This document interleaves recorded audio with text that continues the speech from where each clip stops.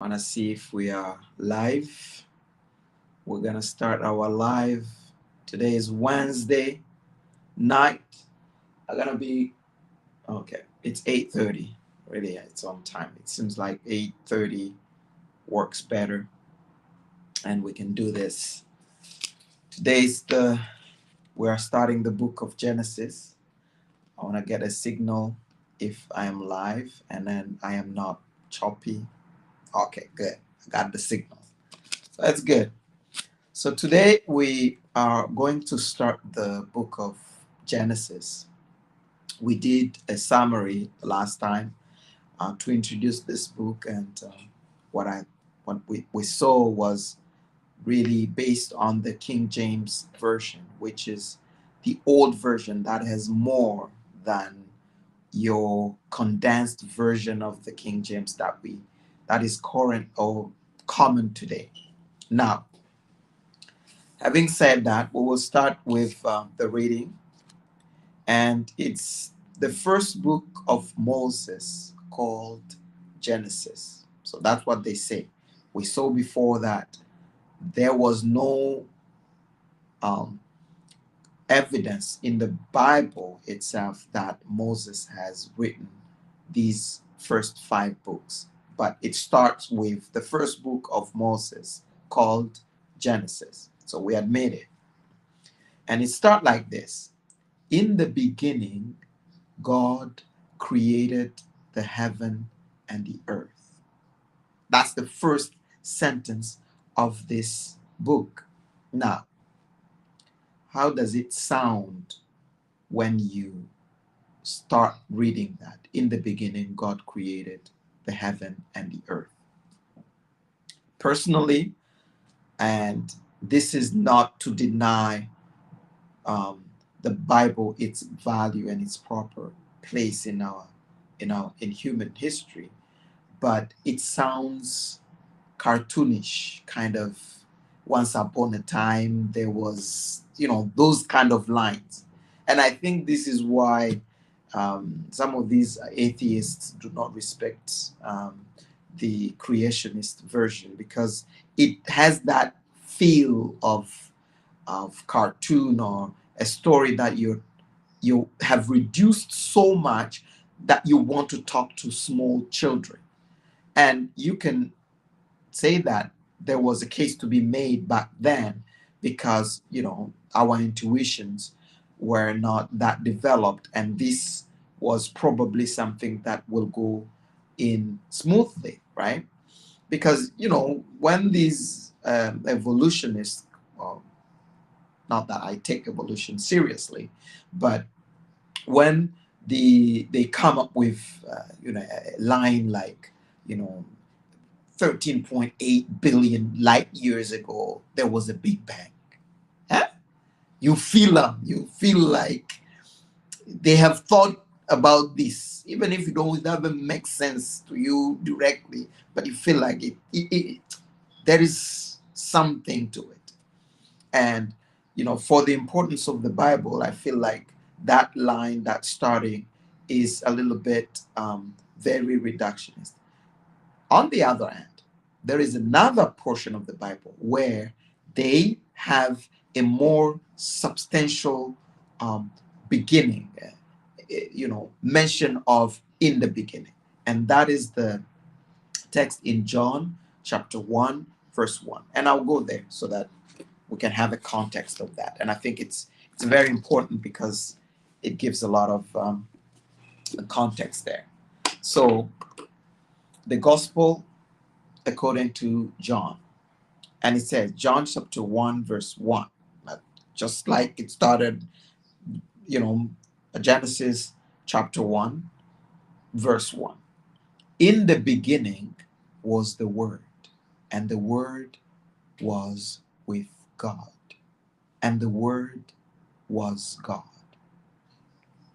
It sounds more nuanced, and it sounds more, worthy of a book that has had so much impact on people, because, and this is a very profound and difficult verse to understand, and it has shaped um, a lot of the the modern world, I would say in the West, as I said before, it is believed that the word takes precedent. That's why the freedom of expression is such a big, a touchy topic. When people try to restrict other people from expressing their thoughts or their words, then it's infringing on their, I would say, their own divine being. And that's why you see in the US they have the first what is that? The First Amendment being the freedom of speech. So that, in my view, is a more rich and more nuanced way of studying. But at the same time, I have an issue with this, with like in the beginning, there was the word, because it implies that what you say, what is uttered, of course, when it is the truth, is of crucial value. But what you say does not precede, in my understanding, what you think.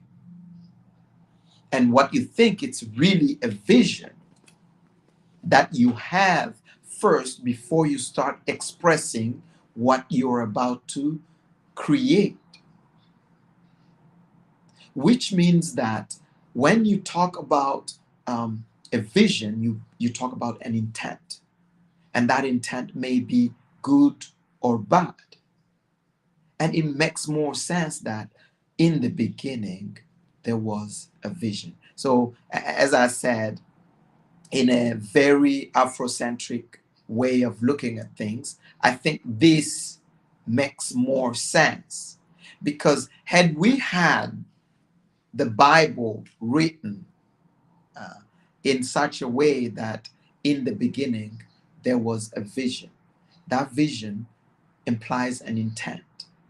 You will actually look at someone not by what they say, but what their intentions are. And the intentions are shown by the result that it produces.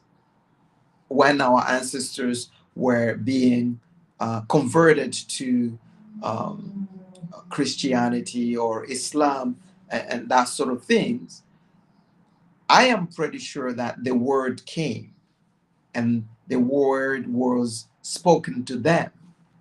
But at the same time, the intent was not explicitly given to our ancestors, who took their word for it.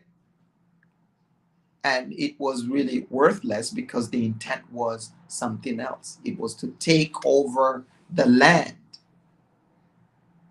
Okay, I'll move on to another one. That's just the take I have on that first sentence of Genesis. And this is to say that, if we had the means and we had the capabilities of writing an Afrocentric uh, Bible, I think it will start with, in the beginning, there was a vision. And the vision was this, because that implies an intent. Because you can see also that as you go through the book, every time in that creative process, God will say, and God saw that it was good. God saw that it was good, because the intent was good.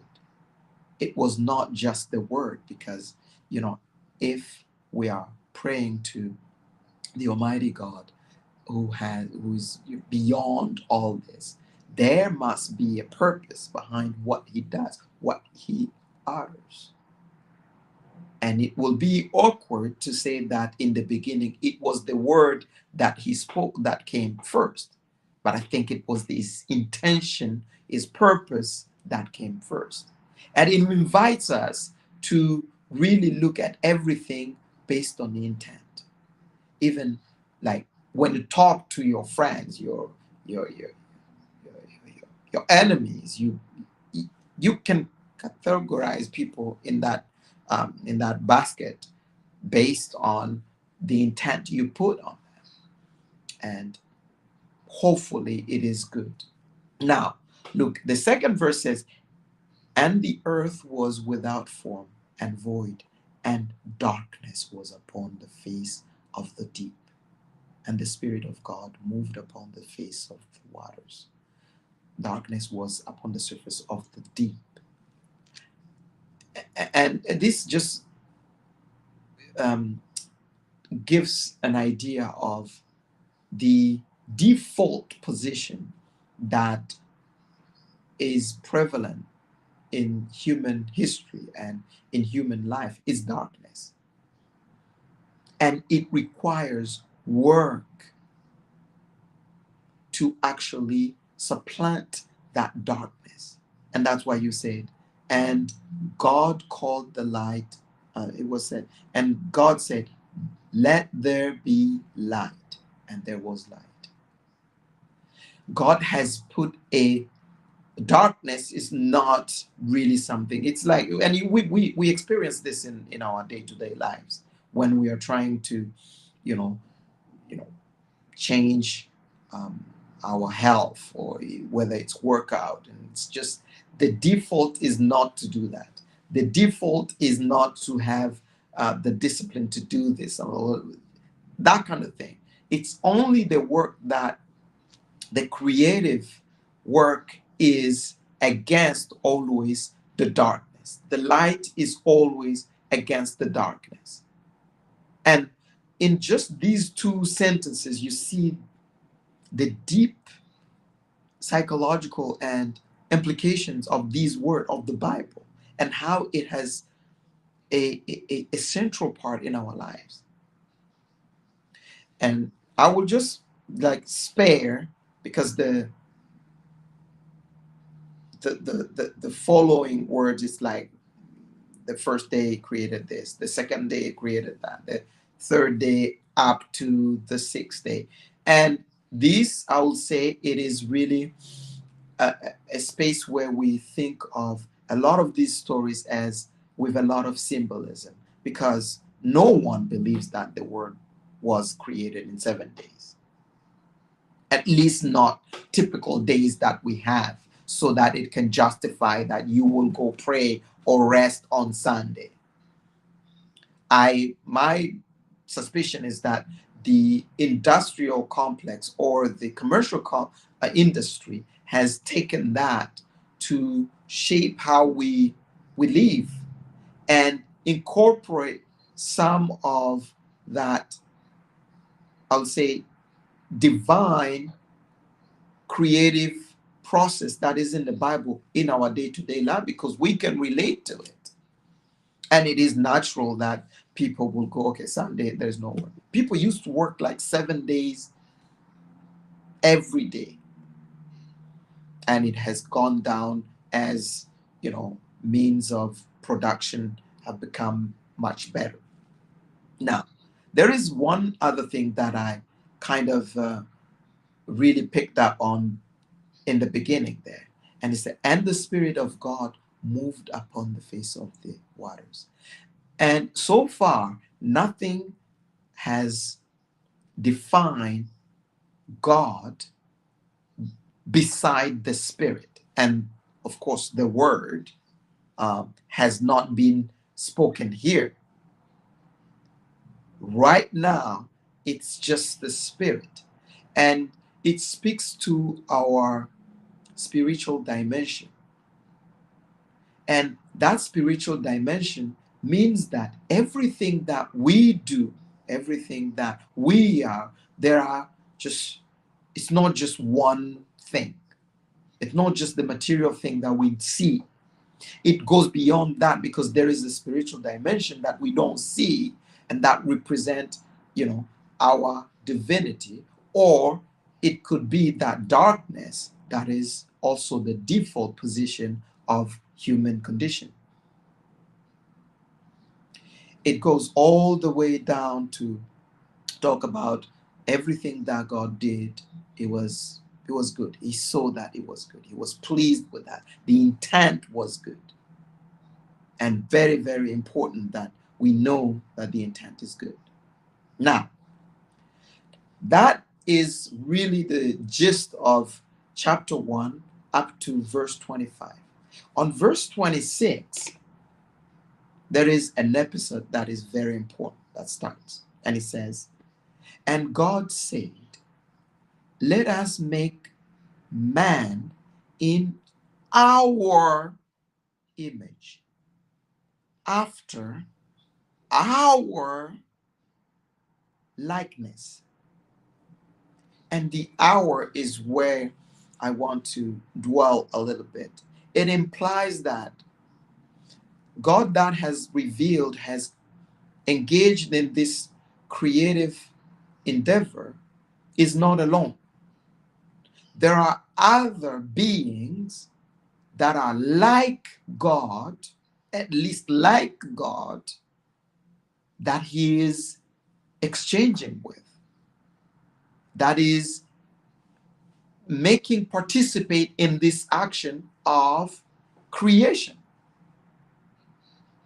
No wonder why, and I'll go back to our Afro-centric ways of being. No wonder why our ancestors knew that there were multiple gods.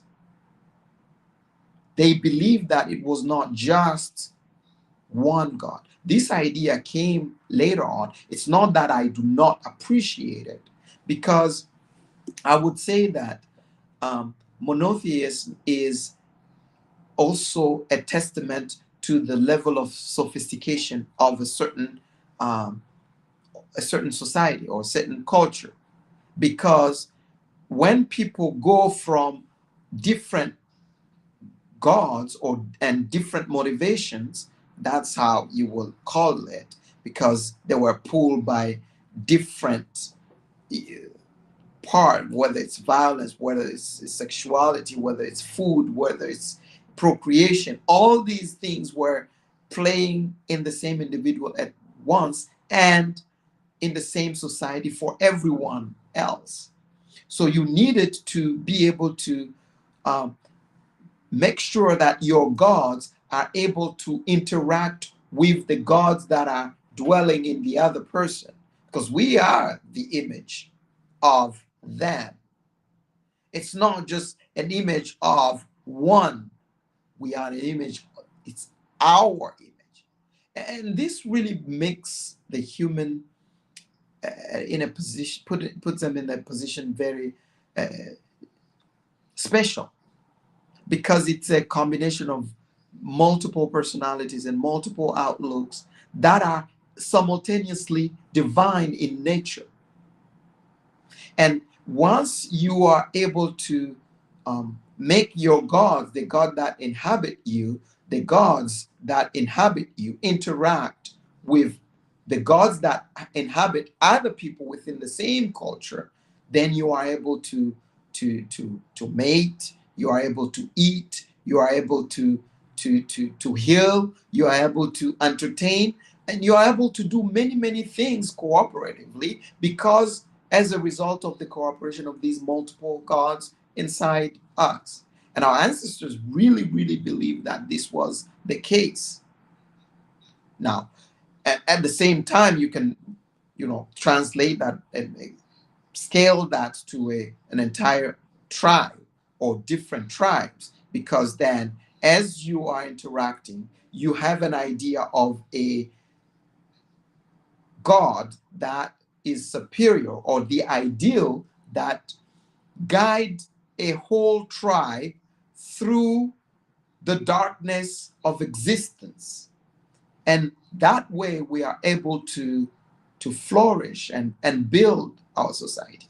Now, imagine another this tribe meets another tribe. They too have gone through the same process where they had to sort out the ideal divinity or spiritual being that governed that tribe. And in the past, you will see each tribe will have their own animal spirit that represents their being, or represents, I would say, their divine calling, because this animal is known for such or such a prowess or attributes. And these tribes now, they will meet. Let's say they have, now you have two gods that are sophisticated enough to either, clash or negotiate, and they will take the gist or the best of each of these two gods to form one god. And that's why it's not uncommon to see that in Africa there were many tribes, many kingdoms that were monotheistic. For instance, the Bakongo kingdom in the Democratic Republic of Congo is said to be a monotheistic um, uh, tradition or a spiritual kingdom until, and that was really the argument that the Spanish, was it Spanish, Diego Cabo came with and said, you know what, the God that you are worshiping is the same that we worship. Look, it's not multiple, it's just one. And at that time, the Bakongo kingdom was one that was the most powerful in Central Africa at that time.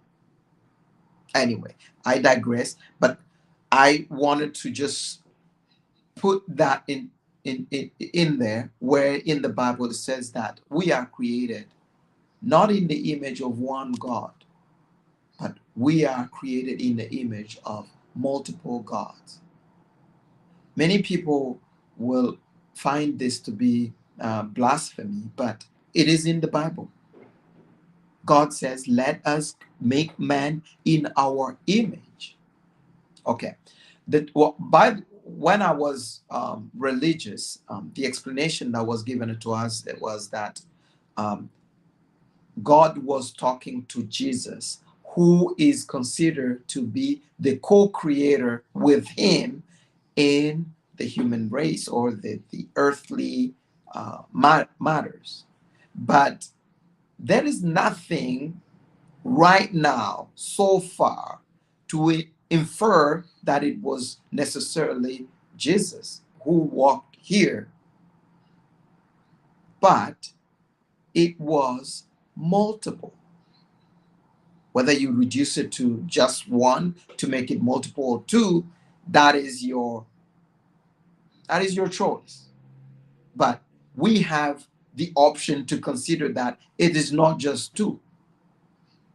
It could be 3, 4, 5. It could be a multitude. And this is why you see in other cultures or ancient civilizations, you will see like the Indians, they have a multitude of gods and goddesses. It is not a mere fabrication or paganism on their behalf. It is in our Bible, and it says so. So we are created in the image of multiple gods. And if I have to take an Afro-centric writing of the scripture, it will be that version that um, I will maintain. That is more in line with our African traditions and African ancestry of operating. Right now, the interesting thing here also is that, and God, when he does that, he creates men in their image, he also gives him or them a mission. And you will see this. And he says, and let them have dominion over the fish of the sea, and over the fowl of the air, and over the cattle, and over all the earth, and over every creeping thing that creepeth upon the earth. I thought about this a long time, and I said, what was that mission? What was the condition of a man? What was synonymous of being a perfect man? Because just off the oven from God's stove, he gives them that mission. And he said, you will have dominion over everything. And I really believe that perfection means that we were able to emulate not only these beings that God had created before he made man, and so that it was good. The perfect man was able to do that. We were able to swim, we were able to fly, we were able to walk, we were able to run, we were able to run fast like I would say a cheetah. In Africa, you see, this is something that is particular to our continent, because there you find the fastest man on the planet, because we actually are capable of doing all the things that these animals do. And you can make a case that there is no invention in the modern world that is not an imitation of a natural thing that is out there among things that we are actually enjoying. Like, a plane, it's pretty much a bird that is flying. A car, it's pretty much I would say, it's an antelope, it's a jaguar. That's why even they have those names. It's an impala, right? And that's what it does, except that it can only work in a certain built framework, which is called road. And I believe that if you look at the ancient civilization and how far they went, they would be looking at modern inventions and say, like, these people, God, in order for them to run, to move fast, they have to get into a tube that has a motor. They have to put it on a rail or a road so that it can go. They have to put some gas in it. When that gas is finished, they can't move. All that sort of thing. And they will be like, okay, this is a digression. What we see as progression right now is probably digression. And they were probably able to move in a different way of technological development that we didn't take. I believe that because the default is darkness, modern lazy inventions are really tainted with a lot of darkness.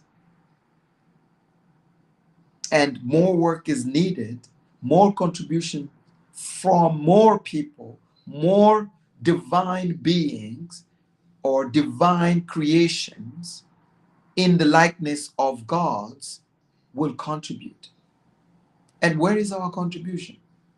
Except when we see all these Facebook pages and YouTube and all that kind of thing, which is very instrumental to spread the knowledge. You see that uh, a lot of the depiction of what some of our elders have been able to invent will be there to justify the fact that we are equal. I mean, that is not a debate anymore, right? We have, our ancestors have worked so hard, have died so hard to get us to a point where we can no longer debate whether we are inferior to other races in terms of our divine connection.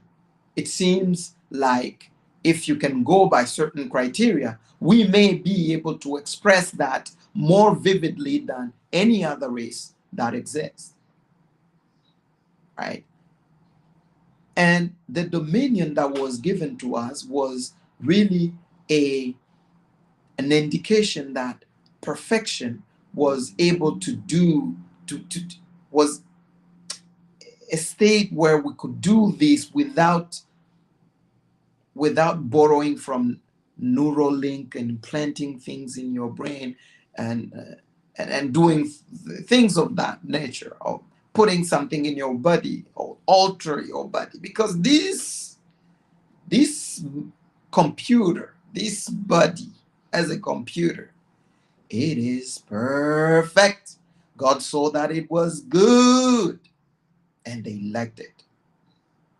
But the other thing that I wanted to say is that when he says, let make man in our image, I feel like the God that has revealed and has engaged in the creative process spoke to the other gods or godlike beings, and never have we seen the response in this scripture that says, yes, let's do that.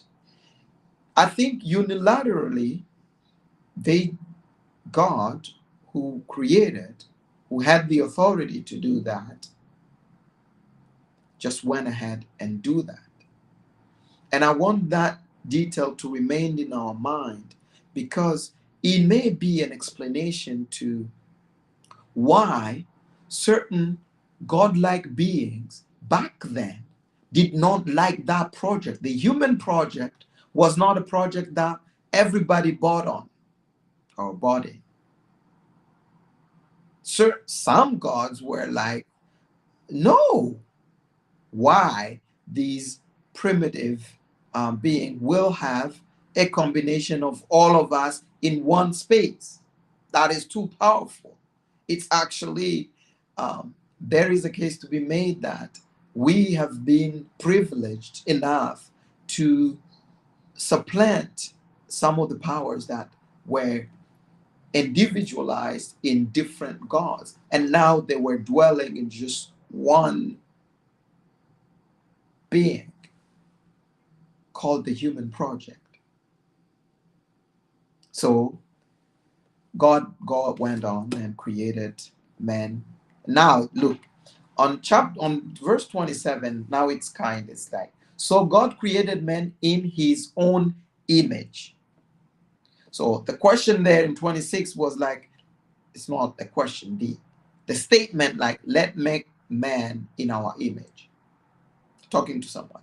And then so God created man in his own image. Whether the other gods just said, hey Baba, don't add my image to those ones, just use your own, or it was just the veto that he said, you know what, I'm gonna make that. And certainly he did. And of course here he says God created him, male and female created he them. You know, the English in this Bible too, sometimes you wonder where these Shakespeare things were coming from, right? And God blessed them, and God said unto them, be fruitful and multiply and replenish the earth and subdue it, and have dominion over the fish of the sea and over the fowl of the air and over every living thing that moveth upon the earth. And that was done. That's how we were created. I think it's a lot of information in one night. That's chapter 1. Verse 29, it's the same repetition, but I hope we were able to just isolate certain points in that episode of creation to really capture what is important there. We will combine, because we said chapter 1 to 11 is more about the creation, and that's how we will group it. So we'll combine chapter 2, 3 next time on Friday, and we will see what can we what can we take from the scriptures in an Afro-centric perspective, and be empowered by that, because I believe that our ancestors in Africa, our traditional religions, were not far off from the true way of God or divine or divinity. And that is not to to diss the Bible, because it's really, really important. Otherwise, why would more than three religious denominations look on this special book for guidance or for reference? It must mean something. It must have something. And the point is that everybody else have found their narrative that is empowering. And I believe that there is a narrative that is empowering for us. And this is the journey that we are on. This is the exploration that we're going on. And thank you again for, being with me. And I hope I didn't bore you too much, and I didn't read into it too much. But really, um, this is what it is. I like to do this. I'm doing it for myself, and for those who feel like there is a place for us to interpret this scripture in a more empowering way that is not demeaning and leaving us in the dust or at the bottom of the food chain. Having said that, I will leave you with shamelessly plugging our program at Longevity Achieved. We run a seminar on wealth, racial wealth gap, and we really encourage those who want to know more on what you can do practically to be able to empower yourself, to empower our community as we are moving through this. So our seminar is on Tuesdays at 7:30 p.m. and Thursdays at it will be at 1 o'clock p.m. So those 2 days. Next week we'll have two sessions. So plug in. You will see the link to those sessions on this video so that you can be there. And with that, have a good night. We'll talk to you again on Wednesday. Pardon me, on Friday, and we will go through these scriptures. We'll go through chapter 2, chapter 3.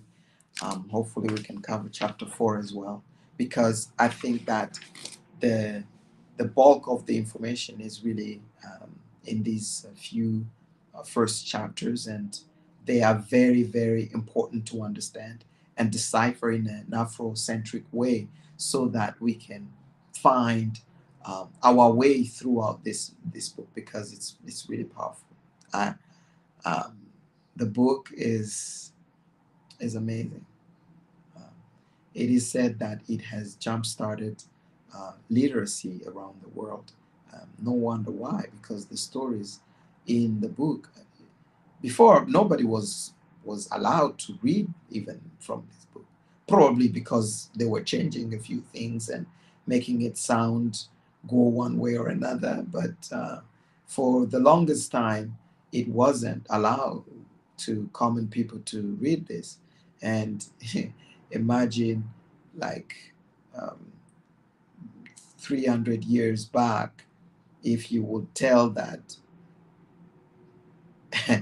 a black person will be reading from a book commissioned by King James to the public and online without punishment, that was unheard of. But the same book has opened up a lot of doors, and I'm, for one, grateful that I came across it, because it has been a protection, one way or another, a source of comfort when ignorance was prevalent.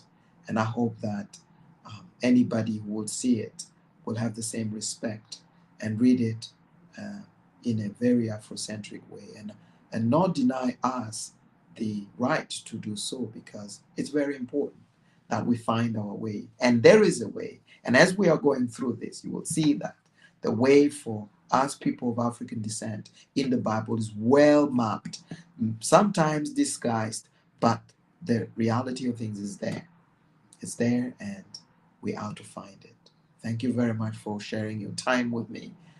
Thank you for being patient with my mistakes, and as we are perfecting our delivery and getting more comfortable with this, uh, we appreciate you, and you know, may you be safe, and may you be prosperous, may you be peaceful, may you be um, generous, may you be open to new things, may you be um, truthful, may you have good intent towards other people, towards yourself, and towards the one that you love, and even the ones that do not love you. Thank you very much, and Ashe.